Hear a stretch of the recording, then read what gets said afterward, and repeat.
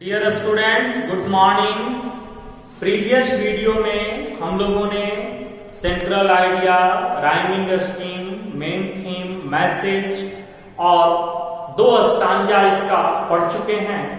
आज उसके बाद कंटिन्यू करते हैं हम लोग। पिछले क्लास में हम लोगों ने देखा कि कवि बताते हैं कि कौन कौन सी चीजें हमें सफरिंग और पेन क्रिएट करती है, और इस हर प्रकार के जो है सफरिंग और पेन के बाद ए thing of beauty makes human being love life, कि कैसे सुंदरता की एक वस्तु हमें जीवन से प्यार करना सिखाती है। अब आगे देखिए, यहाँ पर कवि ब्यूटीफुल थिंग की लिस्ट दे रहा है कि कौन कौन सी प्रकृति की सुंदर चीजों की एक सूची दे रहा है। कहता है from our dark spirits, from our dark spirits, from our dark spirits, such as the sun, the moon, shady moon, shady moon। अब यहां पर देखिए, एक कह रहा है हमारी निराशाओं के बीच कौन कौन सी सुंदर वस्तुओं की सूची दी गई है।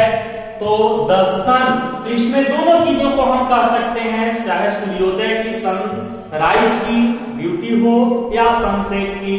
द मून, चाहे चांदनी रात हो या तारों भरी रातें। शैडी बून, बून मतलब होता है वरदान।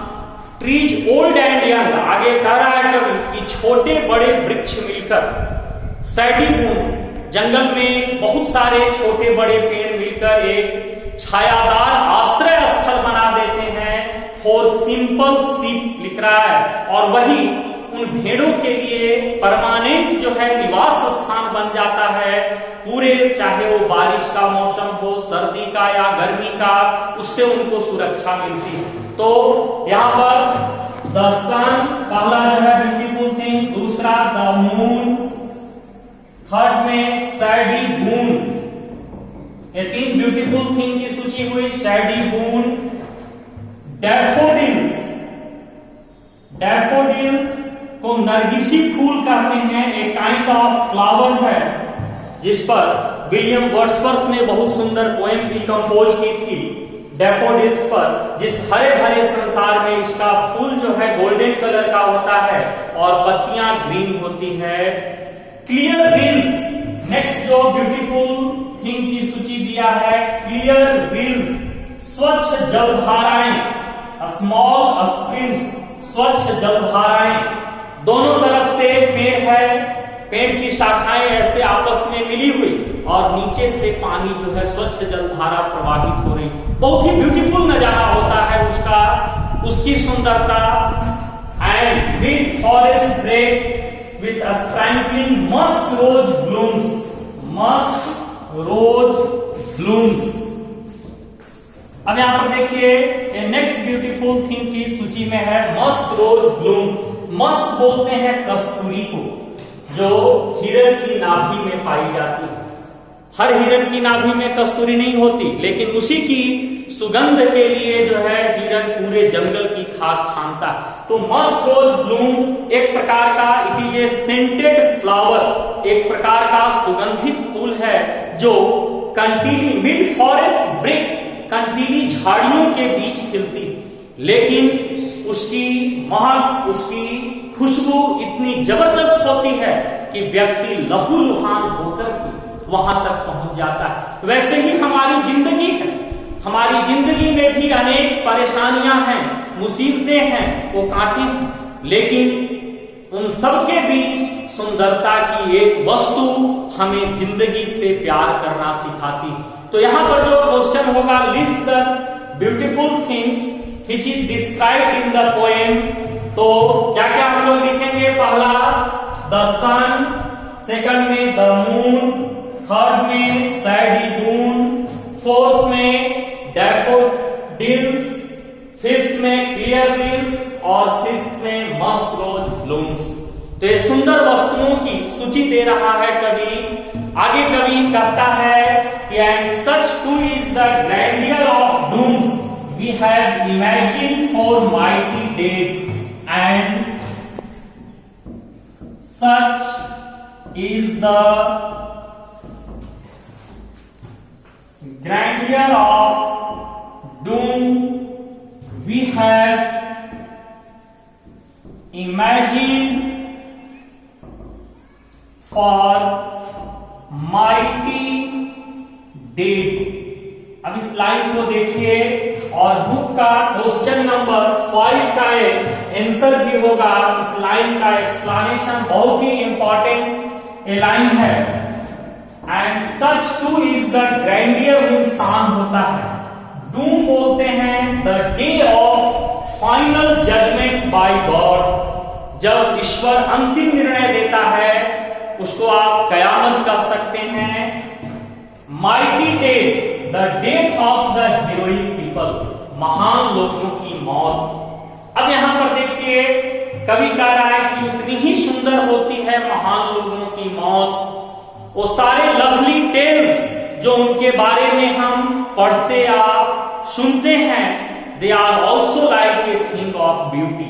अब यहां पर प्रश्न है कि why does the poet associate grandeur with mighty dead. कवि महान लोगों के मौत के साथ शानदार शब्द क्यों जोड़ा है? अब यहां पर देखें हम लोग, heroic people die in a heroic वे। जो महान लोग होते हैं उनकी मौत भी उतनी ही महान होती है।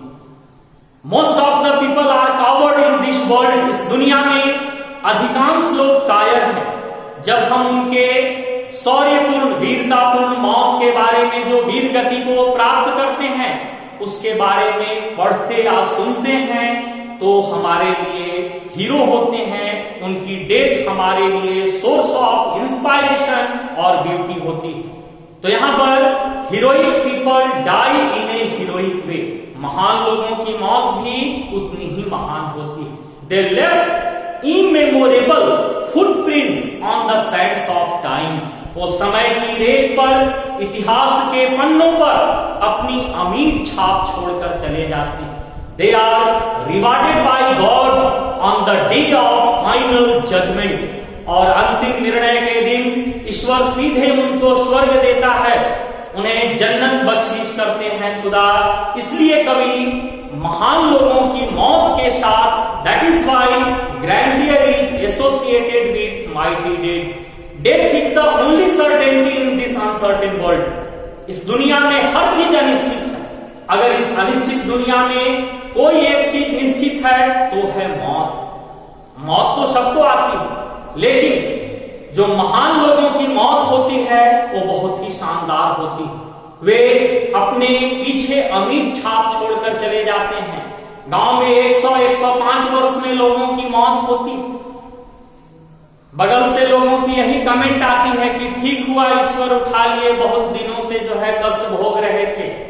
14 वर्ष की उम्र में खुद्दीराम बोस बंगाल से आकर मुजफ्फरपुर में फांसी के फंदे पर झूल जाता है। बहुत कम उम्र की उनकी जिंदगी थी, लेकिन उनकी मौत हमारे लिए प्रेरणा की स्रोत है। जब तक भारत का स्वतंत्रता आंदोलन का इतिहास रहेगा तब तक खुद्दीराम बोस हमारे बीच जीवित रहेंगे। तो वह 100 वर्ष की जिंदगी बेहतर हुई या ये 14 वर्ष की जिंदगी, मौत तो सबको होनी है। तो यहाँ पर महान, आप देखते होंगे, पेपर में पढ़ते होंगे कि जो हीरो किससे हम कहते हैं, one who sacrificed his life for the noble cause, for the sake of humanity, for the sake of nation, for the sake of truth, for the sake of goodness, they are the real hero। जो अच्छाइयों के लिए, जो वतन के लिए, जो सच्चाई के लिए, मानवता के लिए जो अपने प्राणों की आहुति देते हैं, they are the real hero. उसी को हम रियल हीरो कहते हैं। झांसी की रानी जब शहीद हुई थी तो जो कैप्टन ह्यूग सिरोज था, मारने वाला जो कैप्टन, उसने कमेंट किया था कि यहाँ पर जितने भी मृत पुरुष हैं उसमें यह जो नारी है केवल एकमात्र पुरुष यही थी। तो वैसे लोगों की मौत हमारे लिए प्रेरणा की स्रोत बन जाती। वीर कुंवर सिंह 80 वर्ष की उम्र में अंग्रेजों से लोहा ले रहे थे, एक हाथ गंगा मां को भेंट कर दिए।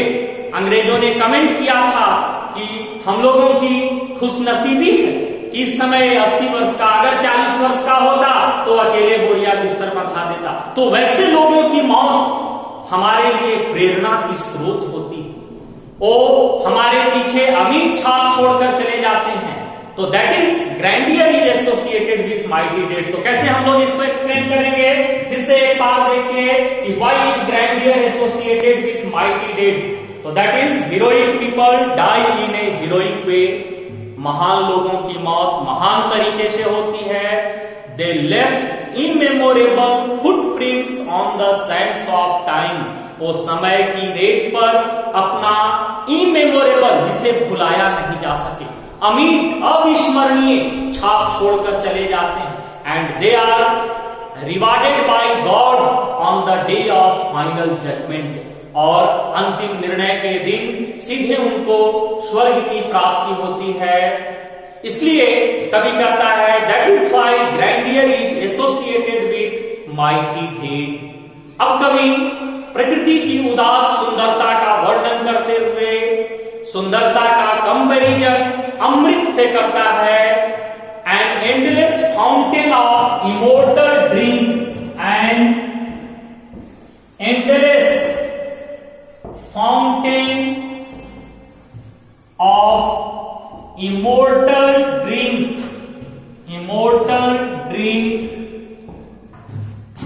pouring unto us from the heavens brink।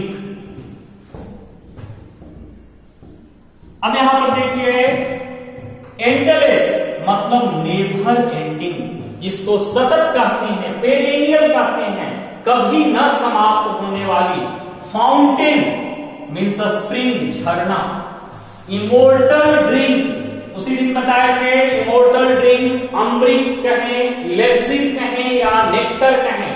Immortal drink पॉइंग बहकर आना, अनटू मतलब टुवर्ड्स अस हमारी ओर, from the heavens brink, brink means side, छोर या एज, किनारा, या इसको बैंड कहते हैं।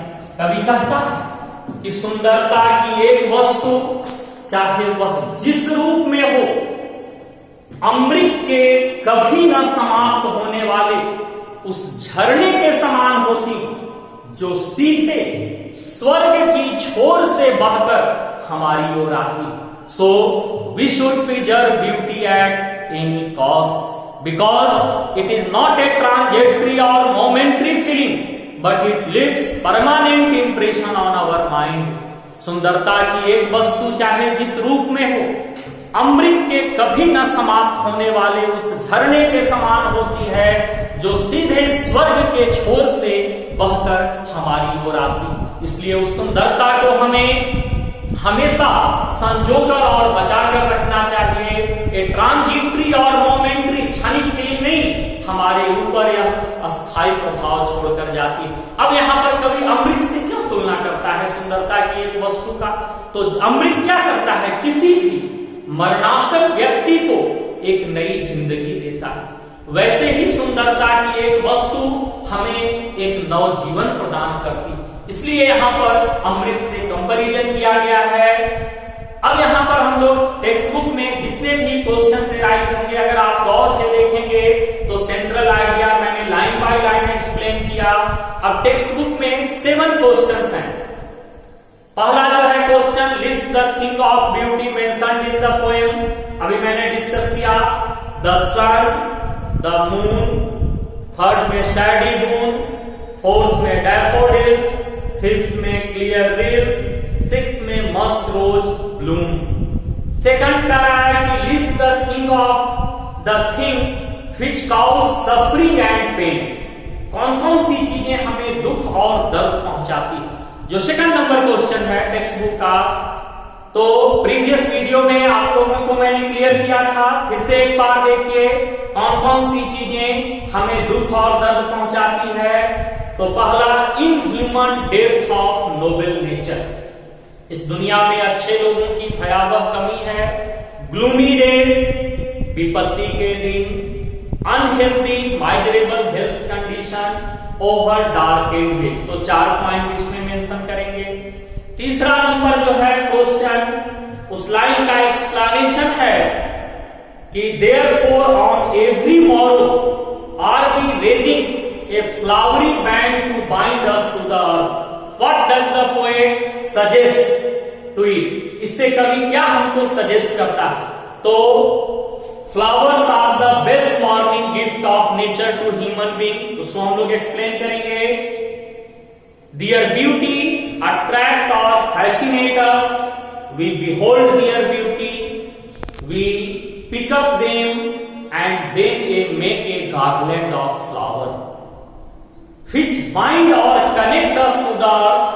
And through this expression, the poet John Keats says that even a small object of beauty or nature can give us a lot of happiness. Fourth number question है कि what makes human being love life despite all suffering and pain. हर प्रकार के दुख और दर्द के बीच कौन सी ऐसी चीज है जो हमें जीवन से प्यार करना सिखाती है? तो अगर एक लाइन में कहें तो ये थिंग ऑफ ब्यूटी। 2 मार्क्स में 30 to 40 वर्ड में अगर एक्सप्लेन करेंगे तो the life of human being is nothing but a tale of grief और sorrow, but a thing of beauty makes human being love life despite all suffering and pain, because it removes our all despondency. ये हमारी हर निराशाओं को मिटा देती है and refreshes our heart mind and soul, हमारे हृदय मस्तिष्क और आत्मा को फिर से तरोताजा कर देती। 5 नंबर क्वेश्चन अभी बताएं कि why is grandeur associated with mighty dead? Because heroic people die in a heroic way. They left immemorable footprints on the sands of time. Their death inspire us a lot and they are rewarded by God on the day of final judgment. That is why grandeur is associated with mighty dead. 6 number जो question है कह रहा है कि do we experience a thing of beauty for a time being or does it make a everlasting or permanent impression on our mind? तो क्या सुंदरता की वस्तु को हम कुछ देर के लिए देखते या हमारे मस्तिष्क के ऊपर स्थायी प्रभाव छोड़कर जाती? क्वाइट नेचुरल है। ऑफ कोर्स हम लोग लिखेंगे of course beauty is a fast fading quality, निश्चित रूप से सुंदरता तेजी से मुरझाने वाली वस्तु, but it leaves permanent impression on our mind, लेकिन हमारे मस्तिष्क के ऊपर अस्थायी प्रभाव छोड़कर जाती है। व्हाई?